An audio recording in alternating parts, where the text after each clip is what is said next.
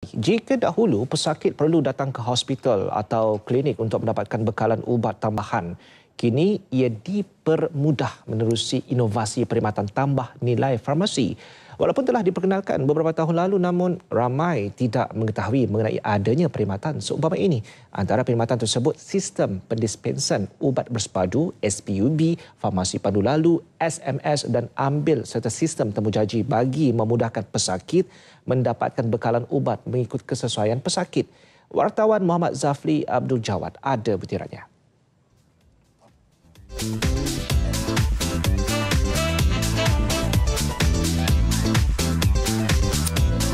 Tahun lepas sahaja, 95.4% daripada 39.4 juta preskripsi untuk pesakit luar di hospital dan klinik kerajaan dapat disalurkan dalam masa tidak melebihi 30 minit hasil inovasi SPUB. SPUB merupakan perkhidmatan yang membolehkan pesakit mendapatkan bekalan ubat susulan dari mana-mana fasiliti kesihatan. Sehingga kini, 87 hospital dan 38 klinik kesihatan ada menawarkan perkhidmatan tersebut. SPUB menjimatkan masa dan perbelanjaan pesakit kerana mereka boleh mengambil ubat dari mana-mana hospital atau klinik kesihatan. Tujuan untuk mengurangkan masa menunggu pengambilan ubat, masa menunggu pesakit lah bagi mengambil ubat-ubatan. Jadi kita punya dari segi performance jabatan pun lagi baiklah sebab masa menunggu pesakit dapat dikurangkan. 115,086 preskripsi telah diuruskan oleh hospital dan klinik kesihatan menerusi perkhidmatan SPUB tahun lepas berbanding 62,100 preskripsi pada 2008. Perkhidmatan farmasi pandu lalu pula mula diperkenalkan di Hospital Pulau Pinang dan hanya memerlukan pesakit memandu ke kaunter khas di hospital berkenaan untuk mendapatkan ubat tanpa perlu menunggu dan kini ada di hampir semua hospital di seluruh negara. Ubat melalui Pos 1 Malaysia juga satu lagi perkhidmatan di bawah SPUB iaitu penghantaran ubat ke rumah.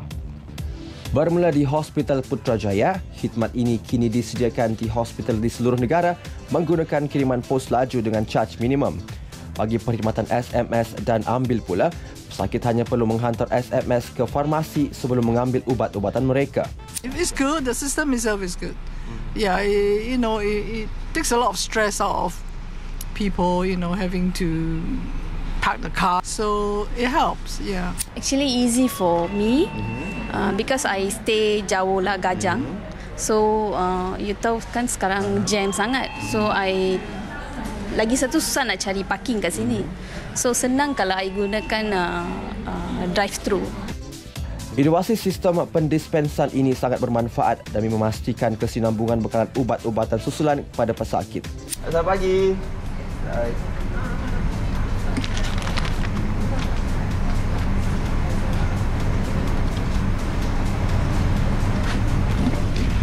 Baik saudara, inovasi pendispensan ubat oleh KKMM merupakan bukti iltizam yang telah Kementerian Kesihatan Malaysia lakukan untuk membantu rakyat Malaysia. Dan pastinya usaha inovasi ini memberi dampak yang cukup besar kepada rakyat Malaysia, khususnya kita pengguna-pengguna ubat-ubatan yang telah disediakan oleh KKMM sendiri. Muhammad Zafli Abdul Jawad untuk Berita RTM. Baik, kalau sebenarnya mungkin berapa ramai di kalangan kita menyedari perkhidmatan yang telah Zaf kongsikan sebentar tadi berada di sekitar kawasan Pandu Lalu dan juga pelbagai lagi perkhidmatan yang sebenarnya kita tidak sedari walaupun dia dah pun beroperasi begitu lama. Lantaran itu kami perincikan lagi mengenai perkhidmatan tersebut. Di studio kami undang kini Puan Rosminah Muhammad Din yang mana beliau merupakan Timbalan Pengarah Bahagian Amalan dan Perkembangan Farmasi Bahagian Perkhidmatan Farmasi Kementerian Kesihatan Malaysia. Assalamualaikum. Waalaikumsalam. Dipaparkan oleh sahabat saya tadi, Zaf di kaca televisyen. Rata-rata saya rasa mungkin ramai yang terlopong seketika dan mengatakan, oh ada rupanya Pandu Lalu, ada rupanya. Itu yang dikatakan sebagai banyak penambahbaikan selama ini? Itu adalah salah satu daripada 4 perkhidmatan tambah nilai untuk pendispensa ubat yang kita perkenalkan kepada pesakit lah. Jadi Pandu Lalu ni dia untuk mengurangkan kesesakan di kaunter farmasi sedia ada sebab dia di luar sikit daripada farmasi. Jadi pesakit tak payah masuk ke kaunter biasa tu, jadi Pandu Lalu saja. Tapi kena buat temu janji. Sebabnya kita dia kena buat temu janji dengan kita pukul berapa nak datang, hari berapa datang, sebab kita membuat pembungkusan ubat tu tempat lain. Jadi kita bawa ubat tu ke farmasi Pandu Lalu. Bukan istilah pesan ataupun seperti Pandu Lalu makanan lah. Dia perlu ada satu temu janji. Sebab kita temu janji sebab kita sediakan ubat tu lebih awal kan tempat lain. Betul. Baik. Terlebih dahulu kita harus jelaskan kepada penonton kami hari ini perkhidmatan tambah nilai pendispensan ubat. Apa yang boleh kami faham tentang tambah nilai 1? Yang kedua, pendispensan ubat. Mungkin rata-rata masih lagi tidak memahami istilah pendispensan itu. Bila kita kata tambah nilai itu adalah satu inovasi kepada, tadi saya kata pendispensan, sebenarnya pembekalan ubat kepada pesakit.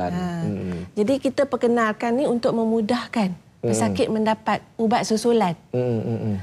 Selalu pesakit akan dapat rawatan yang panjang. Jadi kita bagi ubat setiap bulan. Jadi susulan lah yang tu yang kita panggil susulan. Jadi untuk menyenangkan pesakit, tak payah datang. Jadi ada kita perkenalkan lah yang ditunjukkan tadi, dipaparkan tadi.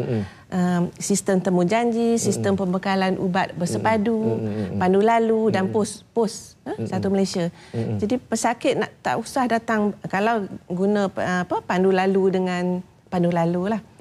Tak payahlah bersesak nak cari parking ya. Kalau mengguna pos laju, kita tunggu saja, tak payah datang. Tapi kalau yang macam selesa, ramai juga pesakit dia suka datang ke hospital ya.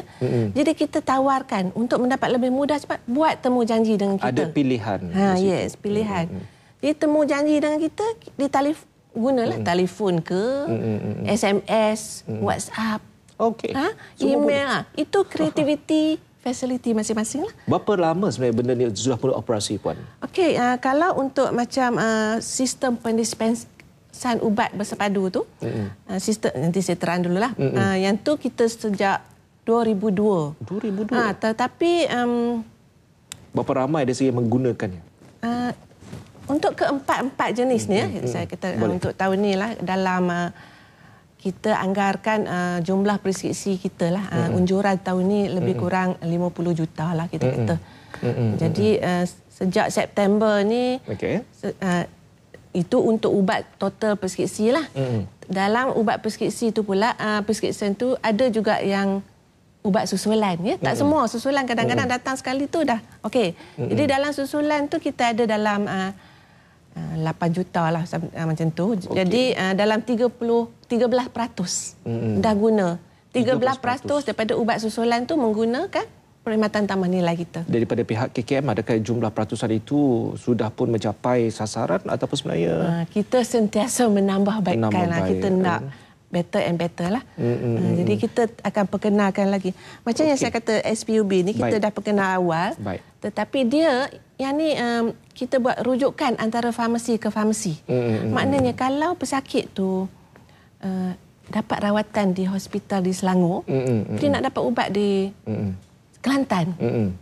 Jadi dia kena daftar kita lah kan. Jadi kita akan rujuk farmasi daripada Selangor ni, farmasi A lah saya katakan, dia akan rujuk kepada farmasi B di Kelantan. Jadi bulan seterusnya tu pesakit ambil ubat dekat Kelantan saja. Itulah memudahkan pesakit. Jadi tak perlu nak ulang-alik di hospital sama dengan waktunya, perjalanan.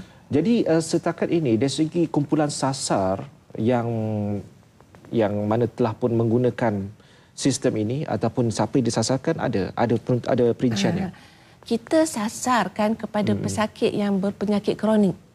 Penyakit kronik tu macam darah tinggi, kencing manis yang memerlukan rawatan yang panjang. Betul.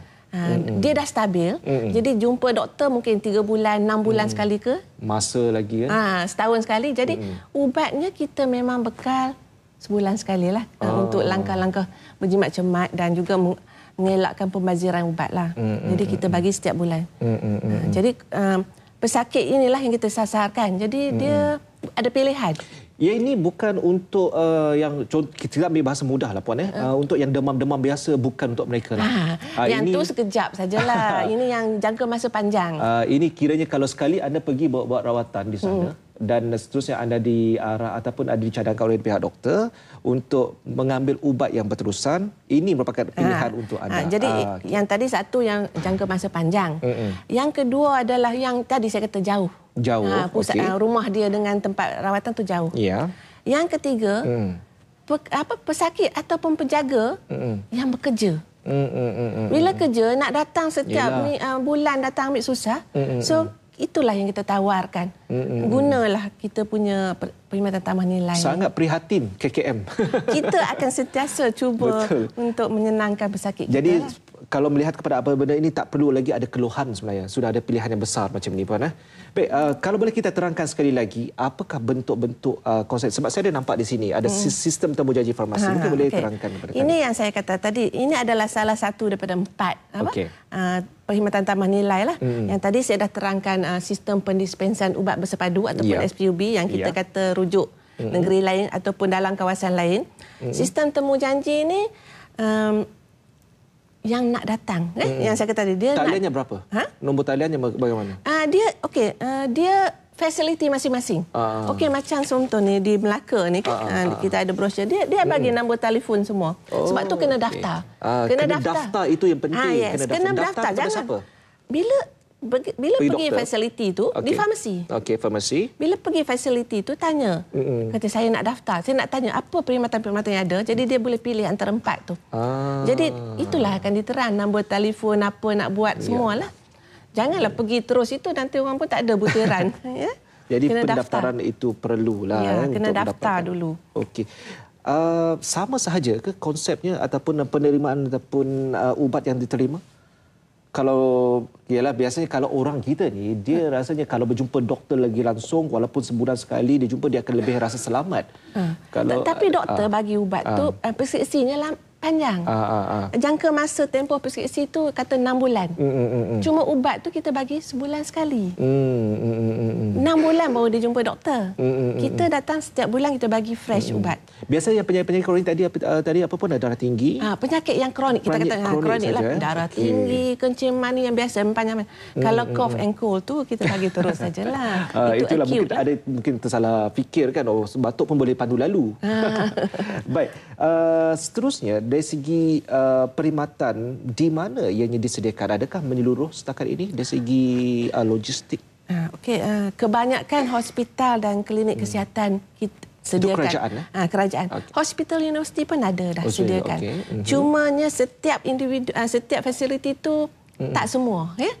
Ketika ni dah 600 fasiliti, termasuk hospital dan KK yang dah sediakan farmasi temu janji. Sebab yang tu yang senang. Kita SMS, kita panggil lah. SMS dan ambil. Telefon dan ambil. Itulah DO punya ni. Telefon dan ambil. Fax dan ambil. Itu yang paling senang lah. Untuk perkhidmatan pos Malaysia, pos ubat 1 Malaysia, kita dah ada dalam 127 fasiliti, 59 hospital dan 68 klinik kesihatan kerajaan lah, KKM, yang tawarkan ni. Setakat ini tidak ada masalah dari segi pembekalan ubat-ubatan? Sepanjang ni so far okey. Alhamdulillah. Sebab ialah pesakitnya harus mendapatkan ubat yang betul, yang juga mencukupi lah. Macam inilah sistem temu janji ni.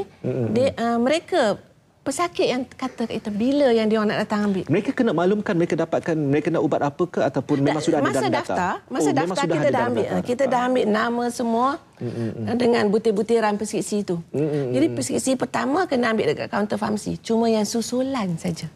Next month tu. You datang ambil ikut apa. Tapi dia kena buat macam sistem temu janji. Dalam 2-3 hari ataupun seminggu lagi bergantung fasiliti tu lah. You kena gunalah telefon ke WhatsApp you komunikasi kepada farmasi untuk nak datang ambil. So jadi ubat tu kita bekal, kita pack dulu. Dia datang dah ada, kita cari je kita nak bagi. Kalau yang biasa tu kita duduk kat kaunter tu tunggu lama lah. Betul. Dari segi pembayaran bagaimana? Adakah sama juga ataupun bagaimana? Ada yang boleh diterangkan? Semua perkhidmatan yang kita tawarkan ni adalah percuma kecuali pos ubat 1 Malaysia, sebab ini adalah usaha sama dengan pos Malaysia lah.